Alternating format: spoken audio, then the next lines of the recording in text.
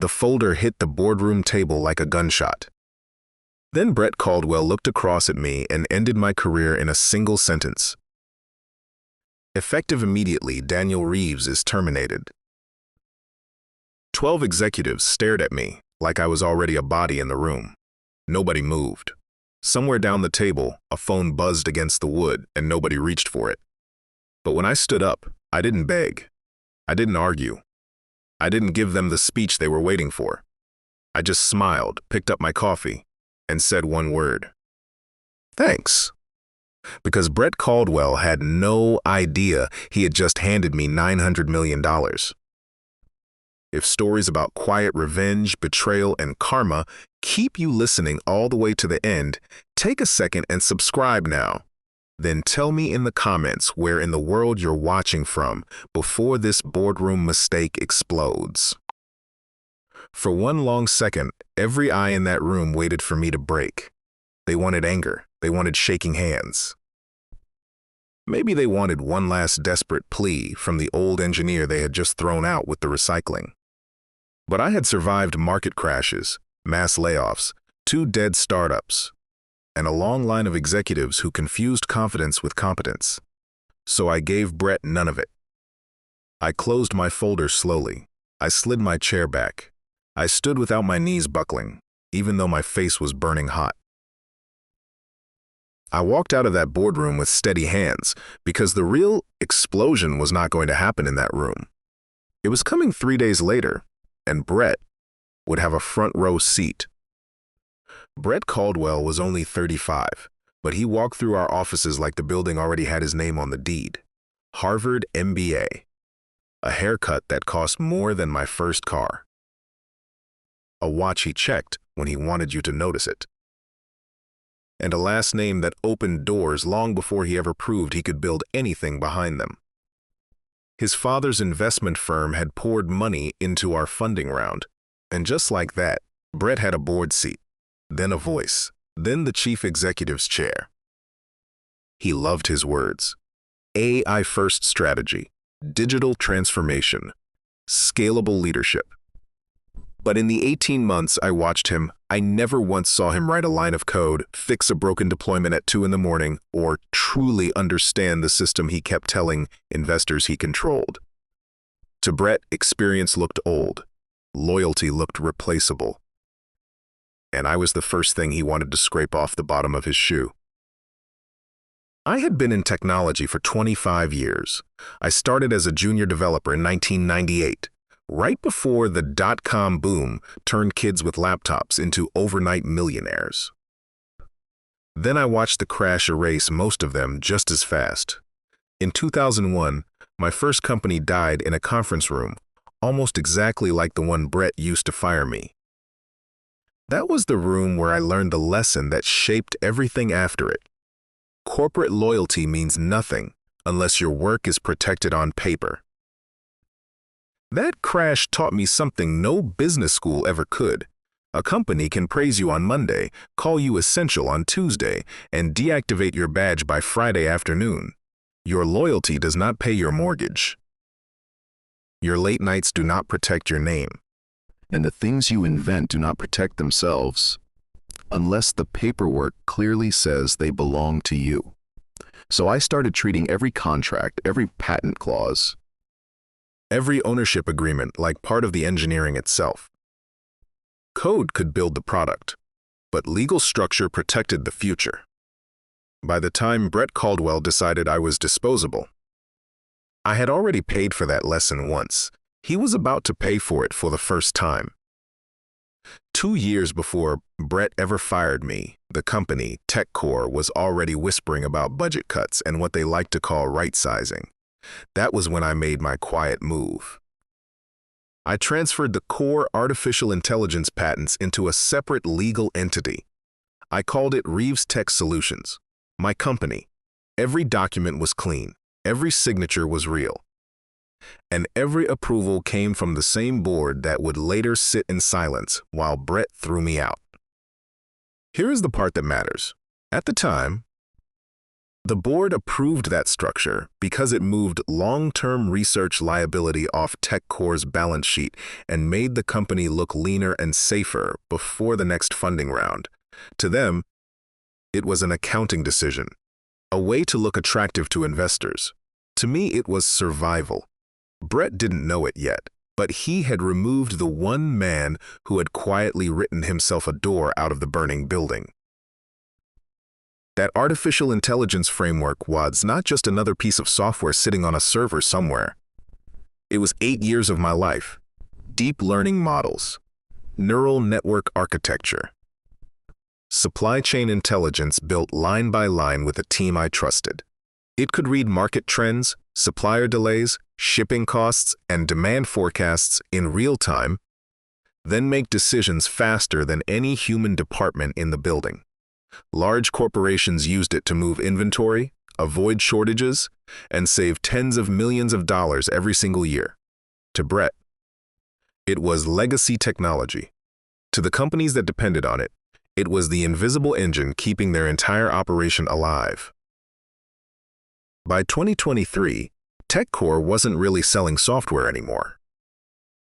Our system was quietly running supply chain decisions for more than 40 major corporations, processing hundreds of millions of dollars in inventory movement every month. Retailers depended on it. Manufacturers depended on it. Whole logistics teams planned their day around what the system told them. If that engine ever stopped, the damage would not stay politely inside TechCore's walls. It would spread out into warehouses, factories, trucks, and boardrooms across the country. Brett's biggest mistake was believing the system could run without the person who understood its bones. He told the board that any competent engineering team could maintain it, as if 8 years of architecture, patents, licensing terms, client integrations, and failure protections were just a folder of files anyone could open. The board nodded because Brett spoke their language. Growth, efficiency, transition, modernization. Not one of them asked the only question that actually mattered: who really controls the core technology? They thought they were retiring an aging chief technology officer. What they were actually doing was cutting the one wire that kept the whole company breathing. After the firing, my phone would not stop buzzing in my coat pocket on the drive home. Marcus Webb, my best senior engineer, texted first. "What the hell just happened?" Diane from finance wrote, "Daniel, I am so sorry. This is insane." Even my younger brother Chris called to ask if I was okay, though I have no idea how he heard so fast. But what hurt wasn't losing the title. It was hearing the panic in the voices of people who had trusted me to lead them. That was the part that stayed with me. Not Brett's voice. Not the 12 executives staring at their laptops so they wouldn't have to look at me. I had lost jobs before. I had watched companies collapse and rebuilt my life from the studs. But this time, I kept thinking about my team. Marcus had followed me for 3 years, learning how to build systems that could survive real-world pressure instead of just looking good in a demo. Diane knew every contract, every number, every hidden risk in the company. The younger engineers had trusted me when I promised them TechCore was a place where serious builders could do serious work. Now they were scared, confused, and wondering if one man's ego had just wrecked their futures along with mine. When I finally got home, Laura didn't panic either. She had watched me survive layoffs and crashes and corporate knife fights for 23 years. She poured me a scotch, sat down across the kitchen table, and let me talk without interrupting once. When I finally ran out of words, she gave me that calm, steady look that only a wife of more than 2 decades can give you. "Everything happens for a reason, Daniel," she said. "And they have no idea what you already put in place." 3 days after Brett fired me, TechCore held the investor demo that was supposed to lock in their next round of funding. The room was packed with money. Morrison and Associates flew in from New York. Partners from Redwood Ventures took the middle row. A team from Sterling Tech Partners sat right up front with their laptops open. I wasn't there, of course.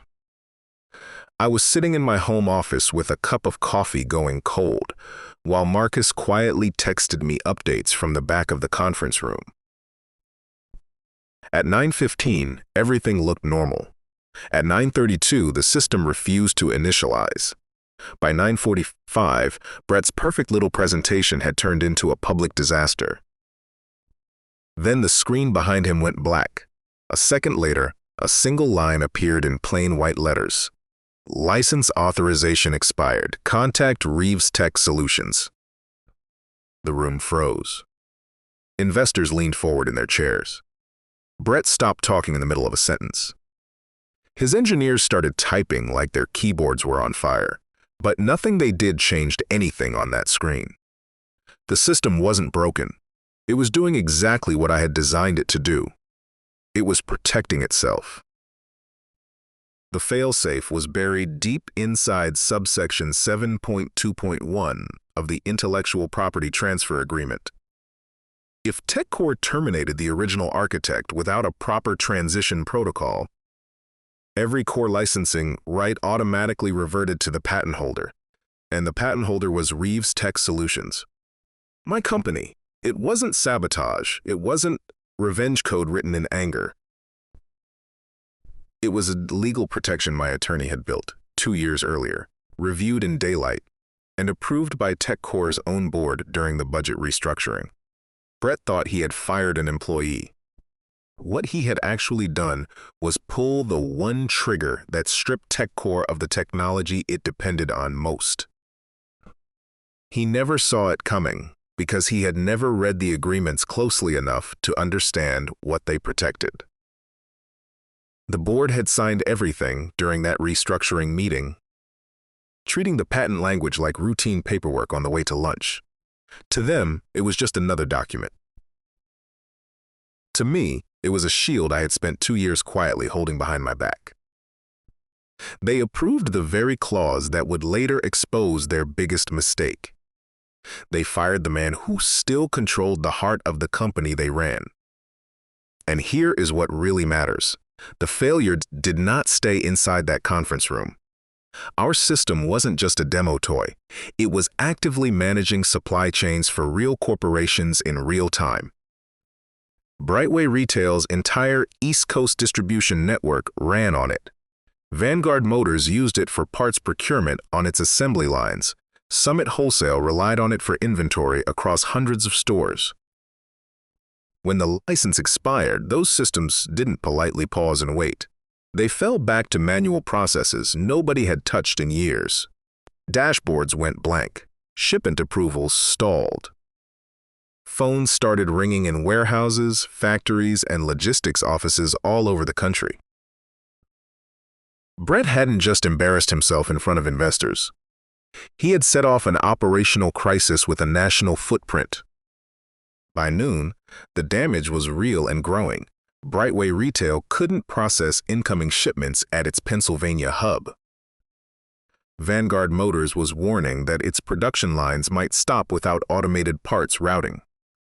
Summit Wholesale's inventory teams were suddenly flying blind. These weren't little red error messages on a screen. They were delays you could measure in trucks parked at gates, in workers standing around with nothing to do, in contracts and millions of dollars slipping away every hour. Brett had wanted to prove to a boardroom that I was unnecessary. Instead, every single ringing phone was proving the exact opposite. Then Diane forwarded me an email from Vanguard's procurement director. It was one sentence, but it told me everything I needed to know. If automated routing is not restored by tonight, we stop the line tomorrow morning. I read it twice, because suddenly this wasn't just Brett's disaster anymore. Real workers, real trucks, and real factory floors were hanging on a system the man had stood in a boardroom and called replaceable. By 2 that afternoon, Brett sent a company-wide memo calling the shutdown an external vendor disruption. He still couldn't say my name out loud, and he couldn't tell the truth either. because the moment he admitted that Reeves Tech Solutions controlled the license, every employee in that building would understand he had fired the one man they couldn't afford to lose. That same afternoon, Diane called me from inside the chaos. Her voice was low and careful, like she was hiding in a stairwell. "Daniel, Brett brought in 3 different law firms to tear apart the intellectual property agreements," she said. "All 3 told him the same thing. It's legal. It's clean. It's ironclad." I leaned back in my chair and closed my eyes. For 2 years, that paperwork had sat quietly in a drawer, ignored by executives who thought contracts were just formalities you signed on the way to something more important. Now it was the only thing anyone in that company wanted to read. Brett had lawyers hunting for a loophole, but the truth was simple. The board had approved the structure with their own signatures. The patents belonged to Reeves Tech Solutions. But holding all that power did not make me reckless. I knew this crisis was bigger than Brett's wounded ego. There were warehouse workers, factory teams, suppliers, truck drivers, and engineers caught in the blast radius who had never signed those contracts and had never humiliated me in a boardroom. So before I made a single move, I asked Diane for one thing: a complete list of every active client affected by the shutdown. If I was going to act, I wanted to know exactly who was bleeding and who deserved to be protected. That evening, Marcus Webb showed up at my front door looking like he hadn't slept in 2 days. His shirt was wrinkled, his hair was a mess, and the easy confidence I was used to seeing in him was just gone. "Daniel, this is a disaster," he said the second we sat down in my study. Brightway was threatening to walk. Vanguard had already frozen its account. Brett was blaming the engineering team in internal meetings. And 3 good people had been quietly placed on administrative leave, as if they had personally sabotaged the system. That was the first moment I felt real anger. Brett could come after me all he wanted. I had thick skin and a contract that protected me. But now he was making innocent builders pay for his arrogance, and that crossed a line. I told Marcus there might be a way to restore limited access. Just enough to keep innocent clients from losing money they couldn't get back. But I was not going to hand TechCore a free rescue after what Brett had done. If they wanted my help, Brett would have to admit the truth, protect the team, and stop pretending this was a simple technical glitch. The system wasn't broken. Their leadership was. The next morning, the Human Resources Department called me at 7 o'clock sharp. Rachel Coleman used the exact same fake cheerful voice I had heard her use during layoffs. "Daniel, there's been some discussion about possibly bringing you back," she said. "Maybe as a consultant during the transition." I asked her how much. She started at $200,000 for 30 days. Then, when I let the silence sit there, she quickly jumped to $500,000. I almost laughed out loud. TechCore was losing clients by the hour. Investors were furious. Brett had triggered a crisis costing millions of dollars every 60 minutes. And now they wanted to rent back the man they had publicly humiliated, like he was a broken copier they suddenly needed again. I told Rachel no. Not politely, not gently, just no. TechCore didn't get to humiliate me in front of 12 executives, call me replaceable, and then rent me back the second Brett's arrogance set the building on fire. $500,000 sounded like a lot until you held it up against the damage they were causing every hour. They didn't need a consultant. They needed accountability. So I told Rachel exactly what it would take. Brett Caldwell would personally apologize. To me, and to every engineer he had blamed for his own ignorance. The board would admit, in writing, that terminating me without a transition plan had been a catastrophic mistake. Every person on my old team would be protected from retaliation, suspension, demotion, or being turned into a scapegoat. And even then, I made no promises. Because this had stopped being about money somewhere around the second ringing phone. It was about respect. It was about the truth. TechCore did not get to erase me on Monday and beg for my expertise on Friday without first admitting out loud who had actually kept that company alive for 8 years. 2 days after I turned down human resources, an email landed in my inbox from a name I hadn't seen in a long time. Eric Bennett at Nexus Systems. The subject line was just 3 words. We should talk. Eric used to work with me at TechCore, back before Brett pushed him out for being too honest in board meetings. Now he was sitting inside our biggest competitor. And somehow, he already understood exactly what Brett had just thrown away. Eric knew precisely what kind of man Brett was because he had been one of Brett's very first casualties. Back in 2019, Eric had challenged him in a board meeting, calmly explaining that Brett's shiny new methodology would weaken the core architecture instead of improving it. Brett called him difficult, resistant, and outdated. A month later, Eric was gone. But unlike Brett, Eric understood both halves of the business, the code and the money. He knew our framework was not replaceable. He knew the engineers behind it mattered. And now, from inside Nexus Systems, he could see TechCore bleeding out from a wound Brett had opened with his own hands. We met for lunch a few days later. Eric didn't waste time with sympathy. He slid a tablet across the table, and the numbers on the screen told the story better than any rumor could. TechCore's stock was down 45%. 3 major clients had already terminated their contracts for good. Investors were quietly backing away. Engineers were updating their resumes and sending them to competitors. Brett had spent months telling everyone he was modernizing the company. In 1 week, he had turned its single greatest asset into its biggest liability. Then Eric said, the part that made everything snap into focus. We know you own the patents through Reeves Tech Solutions. He didn't say it like a guess or a hunch. He said it like a man whose legal team had already pulled every public filing and confirmed every document. Nexus knew TechCore had been using the framework under a license. They knew Brett had tripped the termination clause, and they knew the technology TechCore was now collapsing without did not legally belong to TechCore anymore.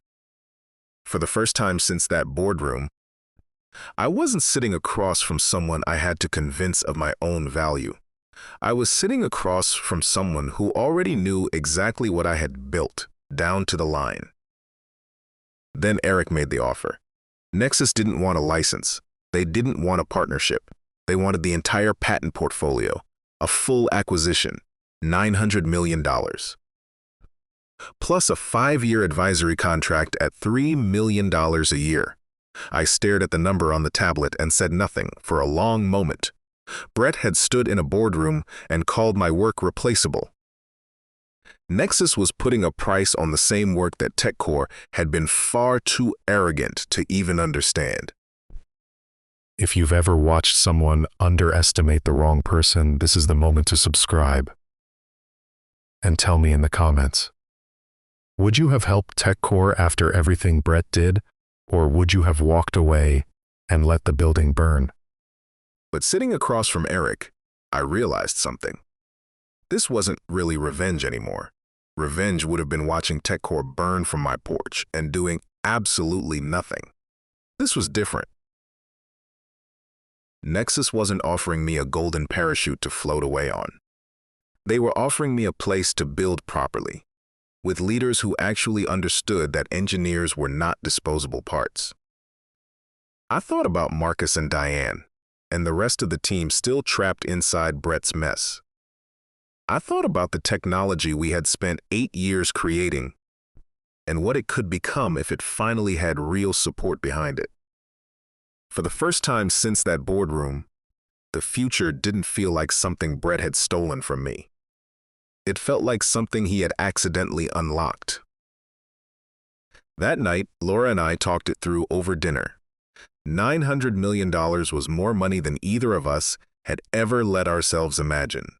but she knew me too well to let me dodge the real question. "Is this about the money?" she asked, "or about the work?"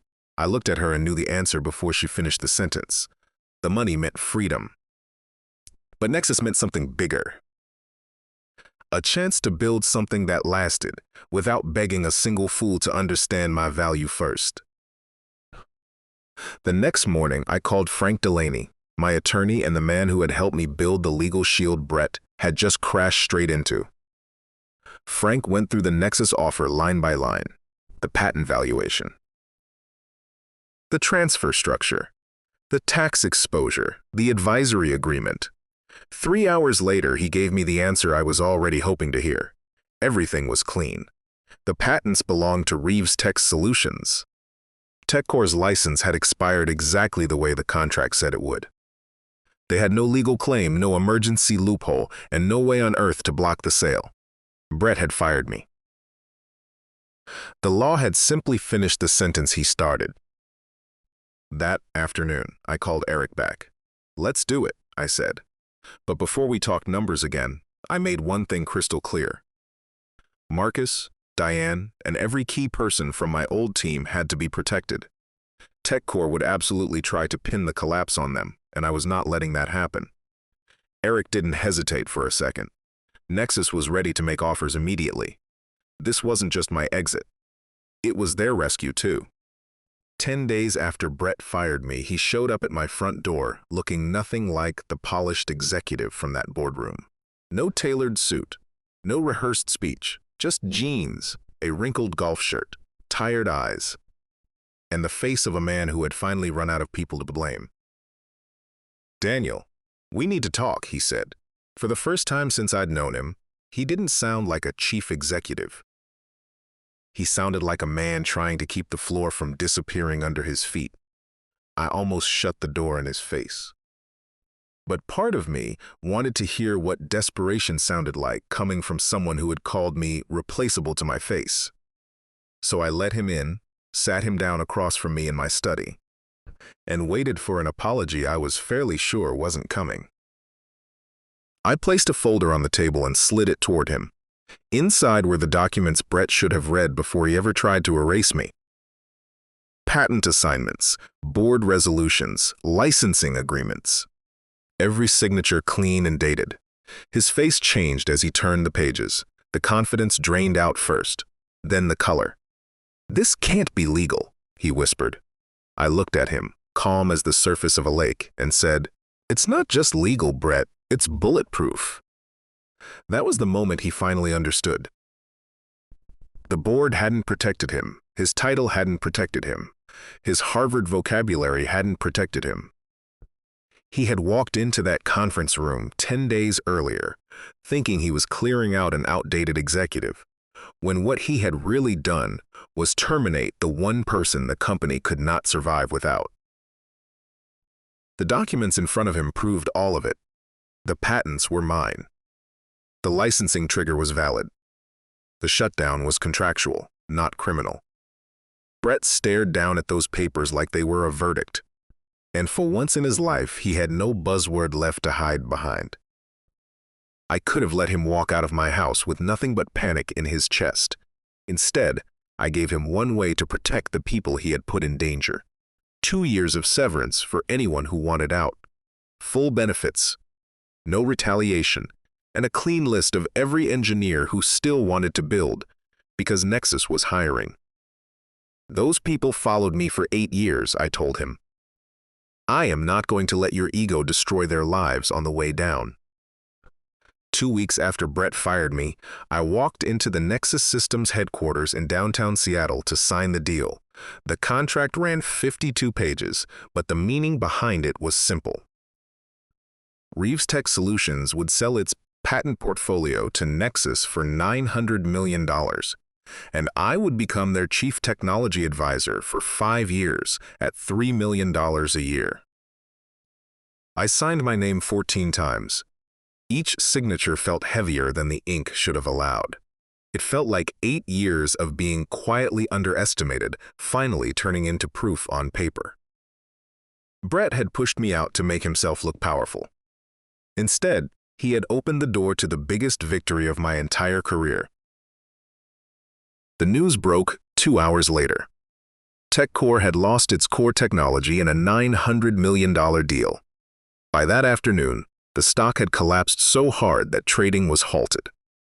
Investors finally understood the truth Brett had spent months ignoring. TechCore was never valuable because of his vision, his slogans, or his leadership. It was valuable because of the technology he had just forced out the front door. Brett Caldwell resigned the next morning. The board called it a leadership transition and released some carefully polished statement about exploring new strategic directions. But everyone knew the real story. He hadn't been beaten by the market. He hadn't been outplayed by a competitor. He had destroyed himself by underestimating the one man who understood the company's most valuable asset. The same person he had fired for being old, resistant, and replaceable had just proven, in front of investors, clients, and every employee in that building, that experience was not dead weight. Sometimes it was the only thing holding the entire structure up. Marcus called me that evening, his voice caught somewhere between shock and hope. "Daniel, is it true? Nexus bought the patents?" I told him yes, every last one of them. Then I told him the part that mattered more. Nexus wanted the best engineers out of TechCore, and his name was sitting right at the top of my list. For the first time in days, Marcus went quiet for a good reason. The team wasn't finished. They were finally free. 3 weeks later, Marcus and 12 of my best engineers walked through the doors at Nexus. Diane came too, this time as chief financial officer, with a team that actually listened when she explained risk. The change was immediate and almost startling. No more fighting for basic resources, no more translating advanced engineering into baby words for executives who only understood slogans. We rebuilt the framework the right way, faster than anyone thought possible. 6 months ahead of schedule, Nexus launched the next generation of the technology. First quarter revenue hit $140 million, and the big corporate clients came running back, not to TechCore, to the people who had actually built the system they had trusted all along. Brett Caldwell landed at a consulting firm in Boston, which felt almost too perfect to be real. I pictured him in some glass conference room, still saying things like digital transformation and synergy optimization, while very carefully leaving out the part where his arrogance helped sink a billion-dollar company. Maybe he learned something from it. Maybe he didn't. But one thing was certain. The industry remembered, and men like Brett absolutely hate being remembered for the one mistake they can never rebrand. As for me, I am 53 now, and my life looks nothing like it did the morning Brett fired me. I still work on hard problems, but only with people who respect the work and understand what it actually takes to build something that lasts. Laura and I bought a quiet place in Montana, where I can fish before sunrise and think without boardroom noise rattling around in my head. The money gave us security, but the peace gave us something better. I don't wake up anymore wondering whether some executive who can't read a line of code is about to decide what I'm worth. I already know exactly what I'm worth. TechCore never recovered. 18 months after I left, the company filed for bankruptcy and sold off whatever scraps were left to pay its creditors. The headline made it sound sudden, but it wasn't sudden at all. It had started the moment Brett confused authority with understanding. He thought he was cutting away dead weight. In reality, he had pulled out the foundation, then acted shocked when the whole building came down on top of him. Karma didn't arrive with screaming or threats or some cinematic act of revenge. It arrived as the truth, quietly and then very publicly. Brett lost his title because he never once respected the people who built the thing he was so eager to sell. TechCore lost its value because its leaders treated engineering like a replaceable department instead of the beating heart of the company. And I never had to destroy anyone. I only had to let the contract speak. Let the system prove its own worth, and let Brett's own decision expose him to the world. The punishment wasn't something I invented out of anger. It was the natural cost of arrogance finally meeting reality. When young engineers ask me for advice now, I tell them the same thing every time. Your talent is not enough. Your code, your ideas, your late nights, your patents, all of it needs protection.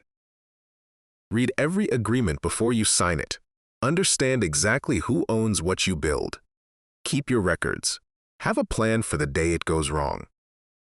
Because the people praising your genius today may be the same people calling you replaceable tomorrow. And when that day comes, paperwork can be a great deal louder than anger.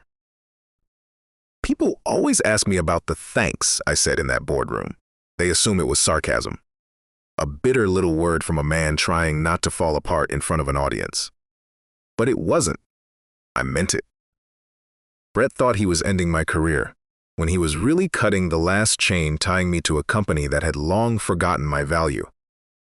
That one careless decision gave me freedom, protected my work, rescued my team, and turned 8 years of being underestimated into $900 million. So yes, when I said thanks, I was telling the truth. I just happened to understand the joke before Brett did. Some mornings in Montana, Laura brings coffee out to the porch while the sun climbs up over the trees, and I think about that boardroom without any anger left in me. Not because what Brett did was right, but because it finally pushed me toward a life where I never had to beg a single person to see my worth. So, if this story leaves you with anything at all, let it be this. Never let someone who doesn't understand your work decide what your life is worth. Protect what you build, trust what you know, and when they underestimate you, stay calm just long enough for the truth to do its job. If you enjoy stories about betrayal, karma, and quiet revenge, subscribe to the channel now, because the next story might hit even harder than this one.